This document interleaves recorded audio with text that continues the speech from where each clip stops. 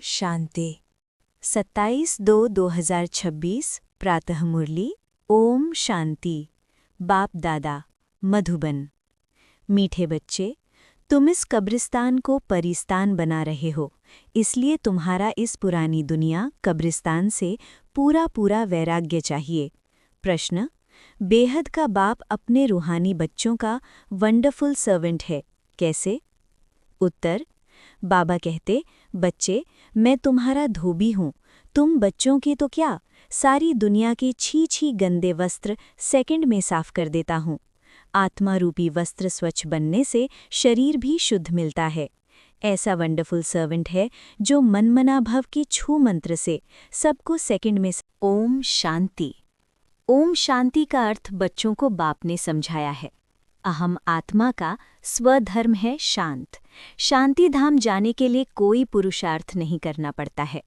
आत्मा स्वयं शांत स्वरूप शांति धाम में रहने वाली है। हाँ, थोड़ा समय शांत रह सकती है। आत्मा कहती है, मैं कर्मेंद्रियों के बोझ से थक गई हूँ, मैं अपने स्वधर्म में टिक जाती हूँ, शरीर से अलग हो जाती हूँ, परंतु कर्म तो करना ही है। शांति में कहाँ तक बैठे रहेंगे? आत्मा कहती है, हम शांति देश के रहवासी हैं, सिर्फ यहाँ शरीर में आने से मैं टॉकी बना हूँ। अहम आत्मा अविनाशी, मम शरीर है विनाशी। आत्मा पावन और पतित बनती है। सतयुग में 5 तत्व भी सतो प्रधान होते हैं, यहाँ 5 तत्व भी तमो प्रधान हैं। सोने में खाद पड़ने से सोना पतित बन जाता है, फिर उनको साफ करने के लिए आग में डाला जाता है। इनका नाम ही है योग अग्नि। दुनिया में तो अनेक प्रकार के हठ योग आदि सिखलाते हैं, उनको योग अग्नि नहीं कहा जाता है। योग अग्नि ये है जिससे पाप जलते हैं। आत्मा को पतित से पावन बनाने वाला परमात्मा है। बुलाते हैं, हे पतित पावन आओ। ड्रामा प्लान अनुसार सबको पतित तमो प्रधान बनना ही है। ये झाड़ है, इनका बीज रूप ऊपर में है। बाप को जब बुलाते हैं, बुद्धि ऊपर चली जाती है, जिससे तुम वर्षा ले रहे हो, जो अब नीचे आया हुआ है। कहते हैं मुझे आना पड़ता है। मनुष्य सृष्टि का जो झाड़ है, अनेक वैरायटी धर्मों का, वो अब तमो प्रधान पतित है, जड़ी भूत अवस्था को पाया हुआ है। बाप बैठ बच्चों को समझाते हैं, सतयुग में देवताएं, कलयुग में है असुर। बाकी असुर और देवताओं की लड़ाई लगी नहीं है। तुम इन आसुरी 5 विकारों पर योग बल से जीत पाते हो, बाकी कोई हिंसक लड़ाई की बात नहीं। तुम कोई भी प्रकार से हिंसा नहीं करते हो, कभी किसको हाथ भी नहीं लगाएंगे। तुम डबल अहिंसक हो। काम कटारी चलाना ये तो सबसे बड़ा पाप है। बाप कहते हैं, ये काम कटारी आदि मध्य अंत दुख देती है, विकार में नहीं जाना चाहिए। देवताओं के आगे महिमा गाते हैं ना, आप सर्वगुण संपन्न। आत्मा कहती है, हम पतित बने हैं, तब तो बुलाते हैं, हे पतित पावन आओ। जब पावन है तब तो कोई को बुलाते ही नहीं, उनको स्वर्ग कहा जाता है। यहाँ तो साधु संत आदि कितनी धुन लगाते हैं, हे पतित पावन सीताराम। बाप कहते हैं, इस समय सारी दुनिया पतित है, इसमें भी किसका दोष नहीं है, ये ड्रामा बना बनाया है। जब तक मैं आऊं, इन्हों को अपना पाठ बजाना है। ज्ञान और भक्ति, फिर है वैराग्य। पुरानी दुनिया से वैराग्य, ये है बेहद का वैराग्य। उन्हों का है हद का वैराग्य। तुम जानते हो, ये पुरानी दुनिया अब खत्म होनी है। नया घर बनाते हैं तो पुराने घर से वैराग्य हो जाता है ना। बेहद का बाप कहते हैं, अभी तुमको स्वर्ग रूपी घर बनाकर देता हूँ। अभी तो है नर्क। स्वर्ग है नई दुनिया, नर्क पुरानी दुनिया। अभी पुरानी दुनिया में रहे, हम नई दुनिया बना रहे हैं। पुराने कब्रिस्तान पर हम परिस्तान बनाएंगे। यही जमुना का कंठा होगा, इस पर महल बनेंगे। यही दहली, जमुना नदी आदि होगी। बाकी ये जो दिखाते हैं पांडवों के किले थे, ये सब हैं दंत कथाएं। ड्रामा प्लान अनुसार जरूर फिर ये बनेंगे। जैसे तुम यज्ञ, तप, दान आदि करते आए हो, फिर भी करना होगा। पहले तुम शिव की भक्ति करते हो, फर्स्ट क्लास मंदिर बनाते हो, उसको व्यभिचारी भक्ति कहा जाता है। अभी तुम ज्ञान मार्ग में हो, ये है अव्यभिचारी ज्ञान। एक ही शिव बाबा से तुम सुनते हो। जिसकी पहले पहले तुमने भक्ति शुरू की, उस समय और कोई धर्म होते नहीं, तुम ही होते हो। तुम बहुत सुखी रहते हो। देवता धर्म बहुत सुख देने वाला है। नाम लेने से मुख मीठा हो जाता है। तो तुम एक बाप से ही ज्ञान सुनते हो। बाप कहते हैं, और कोई से न सुनो। ये है तुम्हारा अव्यभिचारी ज्ञान। बेहद के बाप के तुम बने हो। बाप से ही वर्षा मिलेगा, नंबरवार पुरुषार्थ अनुसार। बाप भी थोड़े समय के लिए साकार में आया हुआ है। कहते हैं, मुझे ही तुम बच्चों को ज्ञान देना है। मेरा स्थायी शरीर है नहीं, मैं इसमें प्रवेश करता हूँ। शिव जयंती से फिर झट गीता जयंती हो जाती है। उनसे ही ज्ञान शुरू कर देते हैं। ये रूहानी विद्या तुमको सुप्रीम रूह ही दे रहे हैं। पानी की बात नहीं, पानी को थोड़े ही ज्ञान कहेंगे। पतित से पावन ज्ञान से बनेंगे, पानी से थोड़े ही पावन बनेंगे। नदियाँ तो सारी दुनिया में हैं ही। ये तो ज्ञान सागर बाप आते हैं, इसमें प्रवेश कर नॉलेज सुनाते हैं। यहाँ जब कोई मरते हैं तो मुख में गंगा का जल डालते हैं। समझते हैं ये जल है पतित से पावन बनाने वाला, तो स्वर्ग में चला जाएगा। यहाँ भी गौमुख पर जाते हैं। वास्तव में गौमुख तुम चैतन्य हो। तुम्हारे मुख से ज्ञान अमृत निकलता है। गौ से दूध मिलता है, पानी की तो बात नहीं। ये अभी तुमको पता पड़ा है। तुम जानते हो ड्रामा में जो एक बार हो गया है वो फिर 5000 वर्ष के बाद होगा, हूबहू रिपीट। ये बाप बैठ समझाते हैं जो सभी का सद्गति दाता है। अभी तो सब दुर्गति में पड़े हैं। आगे तुम नहीं जानते थे कि रावण को क्यों जलाते हैं। अभी तुम समझते हो बेहद का दशहरा होना है। सारी सृष्टि पर रावण राज्य है ना। ये सारी जो पृथ्वी है वो लंका है। रावण कोई हद में नहीं रहता। रावण का राज्य सारी सृष्टि में है। भक्ति भी आधा कल्प चलती है।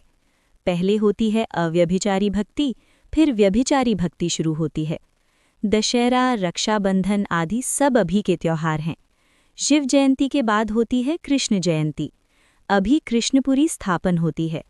आज कंसपुरी में है, कल कृष्णपुरी में होंगे। कृष्ण थोड़े ही यहाँ हो सकता। श्री कृष्ण जन्म लेते ही हैं सतयुग में। वो है फर्स्ट प्रिंस। स्कूल में पढ़ने जाते हैं, जब बड़ा होता है तब गद्दी का मालिक बनता है। बाकी ये रासलीला आदि वो तो आपस में खुशी मनाते होंगे। बाकी श्री कृष्ण किसको बैठ ज्ञान सुनाए, ये हो कैसे सकता। सारी महिमा एक शिव बाबा की है जो पतितों को पावन बनाते हैं। तुम कोई बड़े ऑफिसर्स को समझाओ तो कहेंगे आप राइट कहती हो, परंतु वो और किसी को सुना न सकें। उनकी बात कोई सुनेगा नहीं। बीके बना और सब कहेंगे इनको तो जादू लग गया है। बीके का नाम सुना, बस समझते हैं ये जादू करती होंगी। थोड़ा किसको ज्ञान दो तो कह देते ये बीके जादू लगाती हैं। बस ये तो सिवाय अपने दादा के और किसको मानती नहीं। भक्ति आदि कुछ नहीं करती। बाबा तो कहते हैं किसको मना नहीं करना है कि भक्ति न करो, आपे ही छूट जाएगी। तुम भक्ति छोड़ते हो, विकार छोड़ते हो, इस पर ही हंगामा होता है। बाबा ने कहा है, मैं रुद्र ज्ञान यज्ञ रचता हूँ।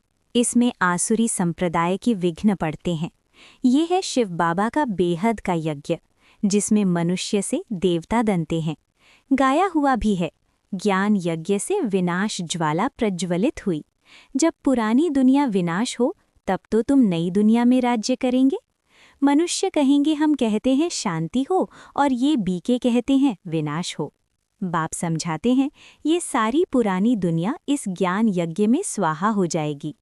इस पुरानी दुनिया को आग लगनी है, नेचुरल कैलेमिटीज भी आएंगी। विनाश तो होना ही है।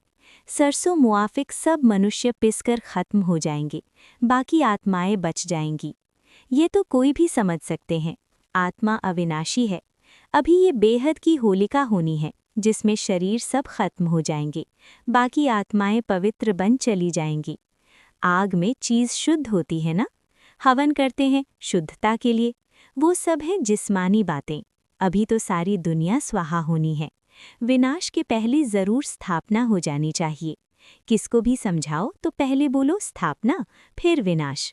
ब्रह्मा द्वारा स्थापना। प्रजापिता तो मशहूर है ना, आदि देव और आदि देवी। जगत अम्बा के भी लाखों मंदिर हैं, कितने मेले लगते हैं। तुम हो जगत अम्बा के बच्चे, ज्ञान ज्ञानेश्वरी, फिर बनेंगे राज राजेश्वरी। तुम बहुत धनवान बनते हो, फिर भक्ति मार्ग में लक्ष्मी से दीपमाला पर विनाशी धन मांगते हैं। यहाँ तो सब कुछ मिल जाता है। आयुष्मान भव, पुत्रवान भव।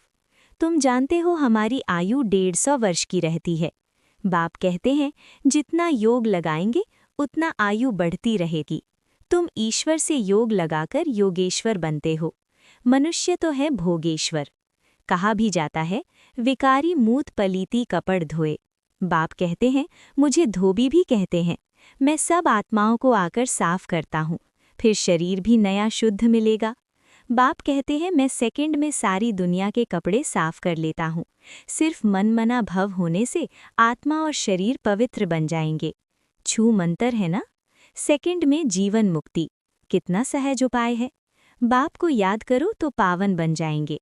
चलते फिरते सिर्फ बाप को याद करो, और कोई जरा भी तकलीफ तुमको नहीं देता हूँ। सिर्फ याद करना है। अभी तुम्हारी एक एक सेकंड में चढ़ती कला होती है। बाप कहते हैं मैं तुम बच्चों का सर्वेंट बनाया हूँ। तुमने बुलाया ही है, हे पतित पावन आओ, आकर हमको पावन बनाओ। अच्छा बच्चे, आया हूँ तो सर्वेंट हुआ ना। जब तुम बहुत पतित बने हो तभी जोर से चिल्लाते हो। अब मैं आया हूँ, मैं कल्प कल्प आकर तुम बच्चों को ये मंत्र देता हूँ। मुझे याद करो तो तुम पावन बन जाएंगे। मन मना भव का अर्थ भी है मन मना भव मध्याजी भव, अर्थात बाप को याद करो तो विष्णुपुरी के मालिक बनेंगे। तुम आए ही हो विष्णुपुरी का राज्य लेने। रावणपुरी के बाद है विष्णुपुरी, कंसपुरी के बाद कृष्णपुरी। कितना सहज समझाया जाता है। बाप कहते हैं इस पुरानी दुनिया से ममत्व मिटा दो। अभी हमने 84 जन्म पूरे किए हैं। ये पुराना चोला छोड़कर हम जाएंगे नई दुनिया में। याद से ही तुम्हारे पाप कटते जाएंगे। इतनी हिम्मत करनी चाहिए। वो तो ब्रह्म को याद करते हैं, समझते हैं ब्रह्म में लीन हो जाएंगे, परंतु ब्रह्म तो है रहने का स्थान। वो लोग तपस्या में बैठ जाते हैं, बस हम ब्रह्म में जाकर लीन हो जाएंगे, परंतु वापस तो कोई जा नहीं सकते। ब्रह्म से योग लगाने से पावन तो बनेंगे नहीं, एक भी जा न सके। पुनर्जन्म तो लेना ही है। बाप आकर सच बतलाते हैं। सचखंड सच्चा बाबा स्थापन करते हैं। रावण आकर झूठ खंड बनाते हैं। अभी ये है संगम युग। इसमें तुम उत्तम से उत्तम बनते हो, इसलिए इनको पुरुषोत्तम कहा जाता है। तुम कौड़ी से हीरे जैसा बनते हो। ये है बेहद की बात। उत्तम से उत्तम मनुष्य हैं देवताएं, तो अभी पुरुषोत्तम संगम युग पर तुम बैठे हो। तुमको पुरुषोत्तम बनाने वाला है ऊंचते ऊंच बाप। ऊंचते ऊंच स्वर्ग का वर्षा तुमको देते हैं, फिर ये तुम भूलते क्यों हो। बाप कहते हैं मुझे याद करो। बच्चे कहते हैं बाबा कृपा करो तो हम भूले नहीं। ये कैसे हो सकता। बाबा के डायरेक्शन पर चलना है ना। बाप कहते हैं मुझे याद करो तो तुम पतित से पावन बन जाएंगे। राय पर चलो ना, बाकी आशीर्वाद क्या करूं। अच्छा, मीठे मीठे सिकिलधे बच्चों प्रति मात पिता बाप दादा का याद प्यार और गुड मॉर्निंग। रूहानी बाप की रूहानी बच्चों को नमस्ते। धारणा के लिए मुख्य सार। 1. बाप की हर डायरेक्शन पर चलकर स्वयं को कौड़ी से हीरे जैसा बनाना है। एक बाप की याद में रहे स्वयं के वस्त्रों को स्वच्छ बनाना है। 2. अब नए घर में चलना है, इसलिए इस पुराने घर से बेहद का वैराग्य रखना है। नशा रहे कि इस पुराने कब्रिस्तान पर हम परिस्तान बनाएंगे। वरदान। रहम की दृष्टि द्वारा घृणा दृष्टि को समाप्त करने वाले नॉलेजफुल भव। जो बच्चे 1-2 के संस्कारों को जानकर संस्कार परिवर्तन की लगन में रहते हैं, कभी ये नहीं सोचते कि ये तो हैं ही ऐसे, उन्हें कहेंगे नॉलेजफुल। वे स्वयं को देखते और निर्विघ्न रहते हैं। उनके संस्कार बाप के समान रहम दिल के होते हैं। रहम की दृष्टि घृणा दृष्टि को समाप्त कर देती है। ऐसे रहम दिल बच्चे कभी आपस में खिटखिट नहीं करते। वे सपूत बनकर सबूत देते हैं। स्लोगन। सदा परमात्म चिंतन करने वाले ही बेफिक्र बादशाह हैं। उन्हें किसी भी प्रकार की चिंता नहीं हो सकती। ये अव्यक्त इशारे।